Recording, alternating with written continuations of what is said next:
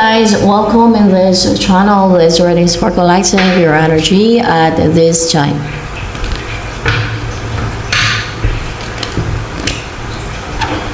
Whip, whip, rhyme like a racehorse, pull me like a whipcord, break me down and build me up. I wanna be the slip, slip, what upon your lip, lip, ladder that you whip, rip, break me down and build me up, whatever it takes. Cause there's adrenaline in my veins, so do whatever it takes. The world. So may nag-end na cycle sa buhay mo. Or,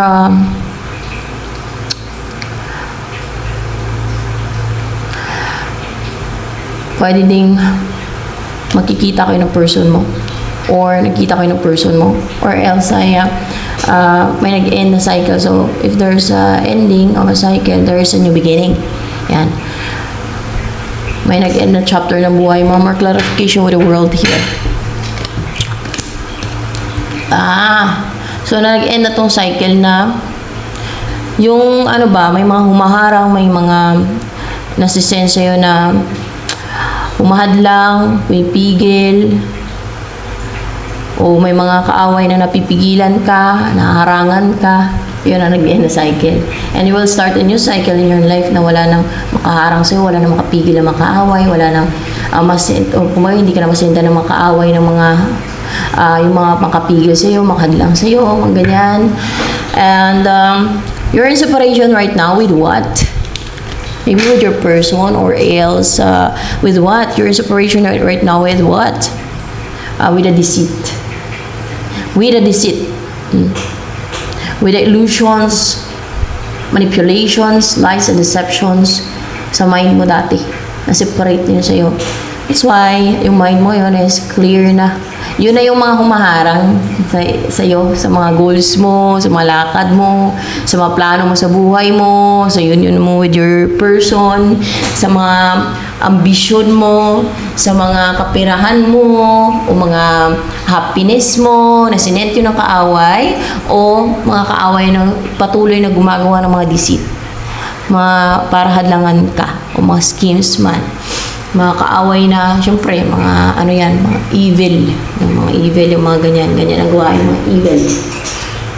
Tapos pag sinabing evil sila, sabihin nila, judgmental. Ganon sila. Akala mo perfect. Hindi pa matanggap na mga ano sila, no? Na evil sila. Anong gusto nila?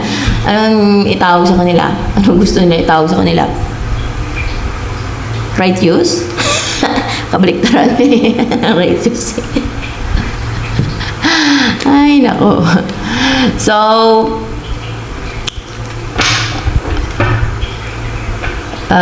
you will start a new beginning, a new cycle na hindi na nasasayang yung panahon mo, kakaantay. So, you will no longer wait, or you don't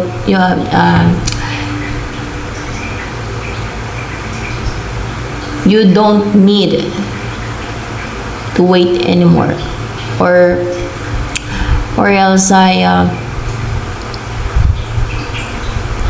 kung meron kang inaantay, hindi mo na yan aantayin, or hindi mo na siya aantayin kasi pwedeng darating na yan, or hindi na magkaroon ng delay sa mga inaantay mo.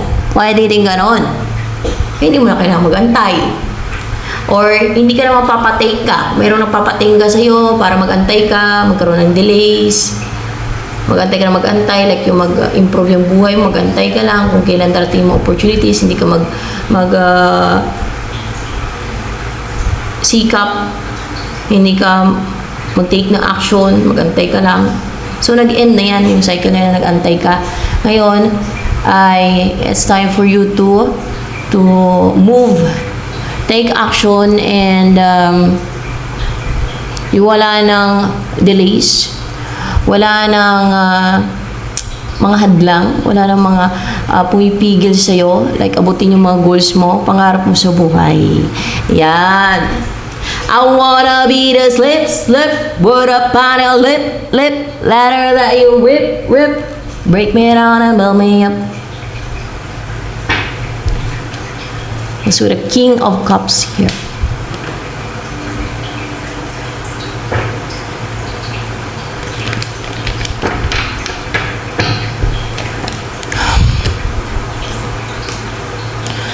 Oh, may emotional, maybe in love to sa'yo. In love, why King of Cups yung energy niya? Kasi, emotional to.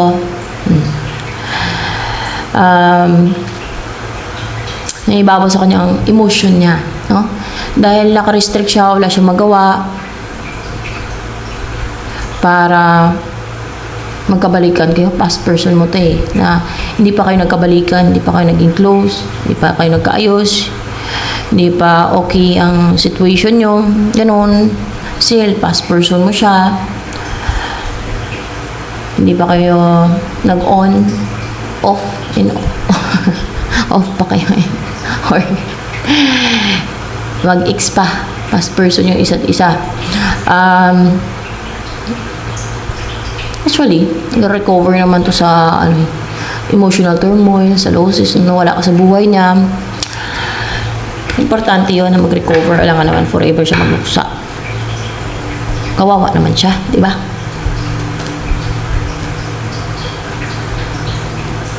Hindi niya din maging masaya. Enjoy ang buhay. So, ano bang nais sabihin sa'yo ni King of Cups? Ay, pero naka-restrict siya. Parang wala siyang magawa, emotional siya. Hindi na daw siya mailap sa'yo. Magiging, na daw siya, maging maamo na siya sa'yo. Maging matapang na siya na lalapit sa'yo na maamo. Hindi na yung mabangis.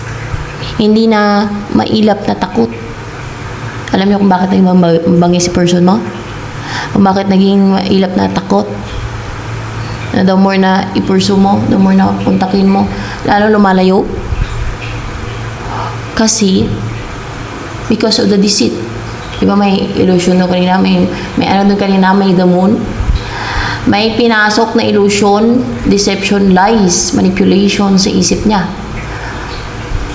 Maging sa isip mo din. Dalawa yun eh. Dalawang tao yun doon kanina eh. So, this is your person and you. Ganon ang ginawa sa inyo. Para makaramdam ng nervyos, tension yun.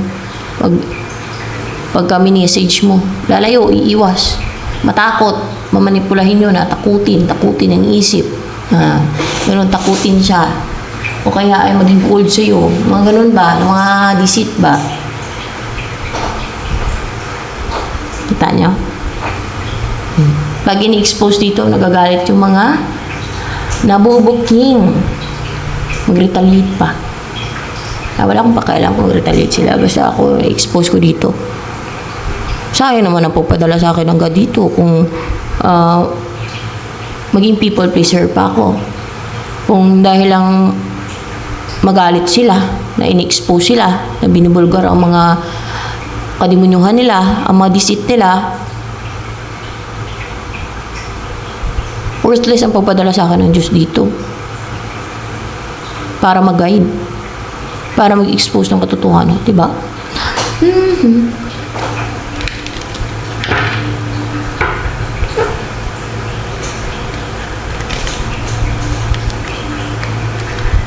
Ewan ko lang, nakatakda ata ako sa guys. Pag 33 na mamatay.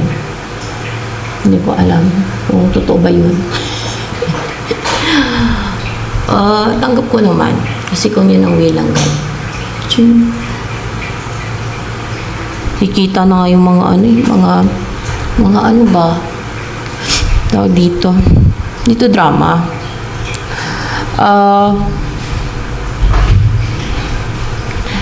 Yung kung ano yung mga tinakda ng God. Basta, kung ano man nangyayari sa akin. Malapit na kasi, ilang buwan na lang. Di ba, makakasama ko na yung God. It's Jesus Christ. So,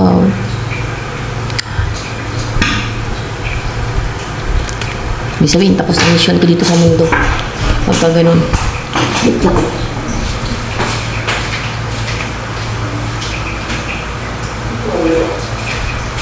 I wanna be the slip, what up on a lip, let out that your rip, break me down and build me up. Ano pa ang naisabihin sa'yo ni King of Cups na yun? Pag may message daw siya. Kung mag-travel, pwede din. Kasi, pero marong message to eh. Pero message to. Laging message to. Pwede din travel. Mag-travel papunta sa'yo, o mag-message. Why not? At mukhang nag-aantay ka naman. Baka yan ngayon naantay mo eh. Na darating eh.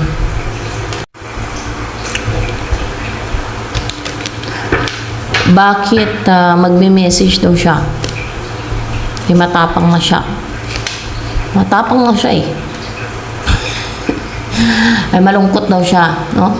Kahit mayroon namang iba dyan na, alam mo, nagkakagusto sa kanya, may offer sa kanya, gusto siya makarelasyon, hindi siya contented, hindi siya masaya. Malungkot siya. Ikaw yung naantay niya. Ikaw yung, alam niya, maging happy siya. Ikaw ang gusto niya darating sa buhay niya. Malungkot ang buhay niya without you. Tapos, ano pa? Ang sabi sa'yo ni King of Cups. Nervous ako. Kasi kadalasan ng mga ganyan pa may mga nervous, you know. Kasi lalo na't, well, may ito, source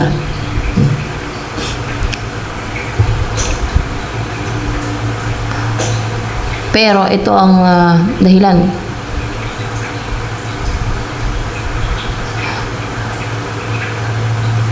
Naisip ko lang sabihin, no? Ano ba yung kanina? Well, the star, ibig sabihin inspired, positive na siya. No? Na siguro mag-message sa'yo, kontakin ka, and ano pa? Na-left out in the cold kasi siya eh. Nahirapan siya sa sitwasyon ninyo na hanggang past person nyo lang yung isa't isa sa ngayon. Na past person yung isa't isa, hindi kayo mag-on, hindi kayo close, hindi kayo in a relationship, you're not in a relationship, ganoon. Ayun yun ang ginugusting siya, ayun yung walang communication sa inyo. Ano pa pag ginugusting, pag nagusting, walang communication, di ba? Walang pag-uusap. Pero yung mga past eh. Past ninyong communication, yung message. Tsaka na, wag na muna ako mag-message. Wag na na. Ganun kasi past person mo. Masama ang loob ko. Sabi.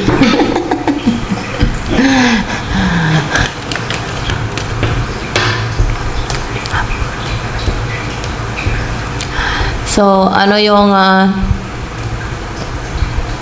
next move ni King of Cups? Kung saan man mag-next move. Meron siyang lalayuan. Maring next move niya to na may lalayuan siya, matapang siyang lalayo. Ano tong lalayuan niya?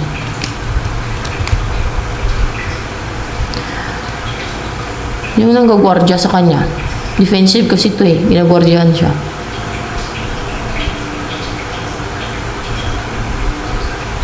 Recover ng sakit. Or more clarification of this Nine of Wands. Empress. Yan ang tatalikuran niya, lalayuan niya. Guarded, para na-intimidate na lalayo, natakot siyang lalayo sa kanya. Si lalayo ka talaga, si person mo, si King of Cups sa kanya. Bakit? Kasi ayaw na ni King of Cups na sa kanya, reach out ng tuloy-tuloy. O makipag-communicate sa kanya ng tuloy-tuloy. Ayaw na, gusto niya itigil ni King of Cups kasi dahil ikaw ang gusto niya. Ikaw lang. Wala na iba. Hindi siya.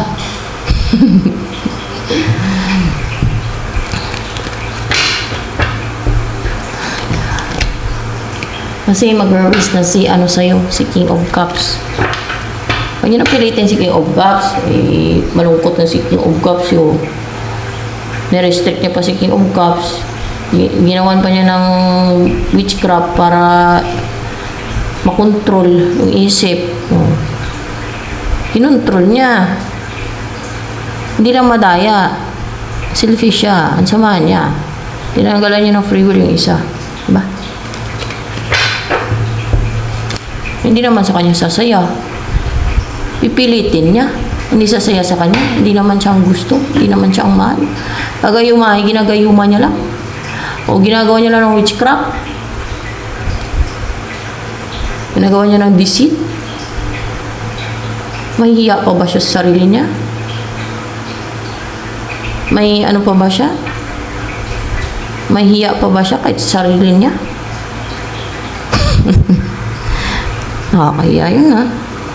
Gagayumahin mo ang tao para lang magustuhan ka.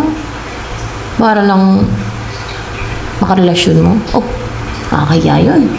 So, kahit sa sarili mo, mahiya ka nun. Well, we have here 3 of Swords. Kasi gusto niya magkabalikan kayo, mag-recover na siya sa heartbreak, sa pagkabigo, sa'yo. Bigo daw siya sa'yo. Dahil gusto niya mag-rejoice, ma-enjoy yung buhay, mag-celebrate, ma-reunite kayo, yan. At nakuha gusto niya. Ang gustong-gusto niya ikaw.